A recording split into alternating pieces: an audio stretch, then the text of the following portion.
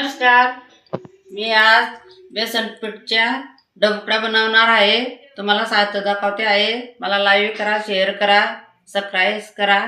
हे बघा, 10 ते 12 मिरच्या आहेत, अद्रक आहे, शेजपान आहे, कोथिंबीर, जिरं, हळद घेऊन घेतलेले आहे, खडा मसाला घेतलेला आहे, भुजून घेतलेले, 2 कांदे भुजलेले आहेत, लसूण घेतलेले आहे, त्याच्यामध्ये भुजेल पीठ आहे, चना पीठ भिजलेलं आहे, बेसन पीठ आणणार आहे. हे बेसन पीठ आहे, याचा मी डबुकड्या बनवणार आहे. आता तळून घेते आहे मस्त मिक्सरमध्ये.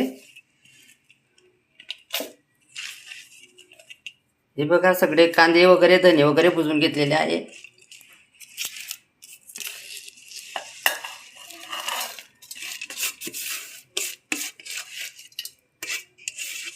हे बघा, मसाला दळून घेतलेला आहे. तर मी आता फोडणी देते आहे मसाल्याची.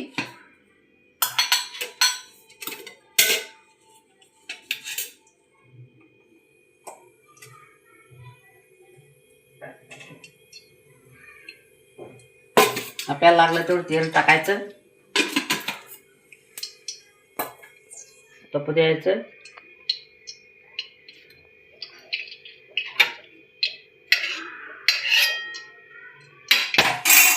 तेल तप्त आहे तोपर्यंत थोडंसं बेसन पिठामध्ये थोडंसं तिखट, थोडासा मसाला, थोडंसं मीठ,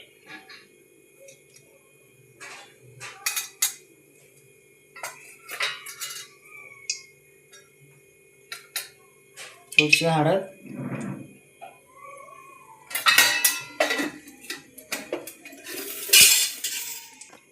थोडासा दळलेला मसाला,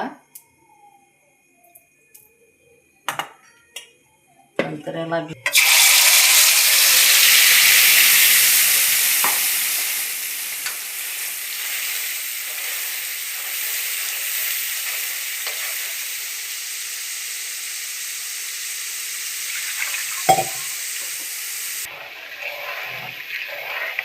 थोडंसं 5-1 मिनटं शिजू द्यायचा मसाला. नंतर मग पाणी टाकायचं. अजून घालून घेते तोपर्यंत.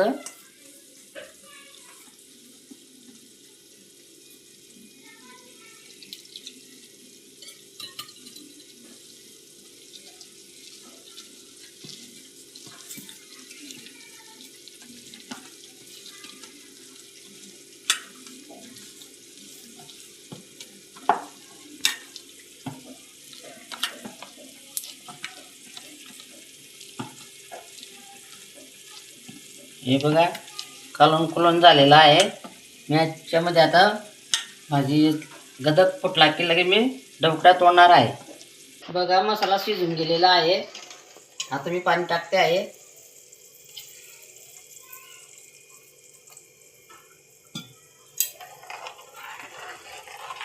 आता याला पण गदक येऊ देते आणि मग मी डबुकड्या तोडणार आहे त्याच्यामध्ये. हे बघा, फोडणी दिलेली आहे, उकळणी आलेली आहे. आता मी डबुकड्या त्याच्यामध्ये सोडणार आहे. हे बघा, कालवण करून घेतलं आहे बेसन पीठ. आता मी त्याच्यामध्ये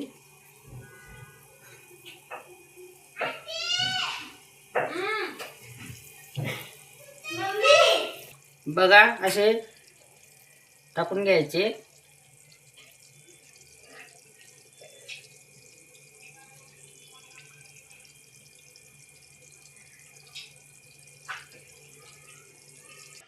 बघा, झालेले आहेत. डबकुड्यांची भाजी म्हणतात आमची खानदेशी. पोळी सोबत, ज्वारीची भाकर सोबत, बाजरीची भाकर सोबत अगदी छान लागते, एकदम मस्त. तुम्हाला लाईव्ह करा, शेअर करा, सबस्क्राईब करा. लय भारी. बाय.